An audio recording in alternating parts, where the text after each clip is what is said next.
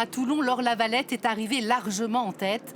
Et ce matin, la plupart des Toulonnais ne sont pas surpris.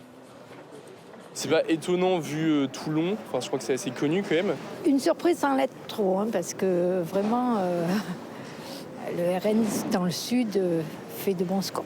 Je trouve à la limite que c'est normal, parce que la population a complètement changé à Toulon. Toulon, cible du RN pour ses municipales. Mais même avec 42% des voix au premier tour, la victoire est loin d'être acquise. Si dimanche prochain, la droite se rassemble. Ce matin, le RN revendique 24 victoires. Des confirmations dans ses bastions traditionnels, à Fréjus ou à Beaucaire. Des conquêtes avec Cagnes-sur-Mer.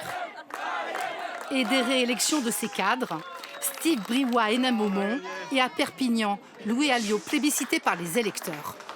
Il a fait 50,8%. Donc on s'y attendait un petit peu. Et tous les Perpignanais s'attendaient aussi à ça. C'était couru d'avance, c'est un bon maire. Après, il faut enlever l'étiquette politique pour un maire, ça n'a pas d'intérêt. J'ai été étonné parce que ça faisait. Je pensais que peut-être même il serait en ballottage, comme il y a toujours. On voit un peu des petites manifestations en ville, mais non.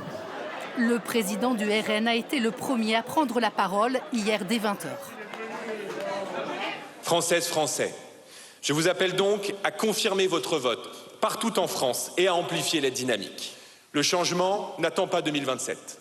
Il commence dès dimanche prochain, il commence dans 7 jours, dans vos communes.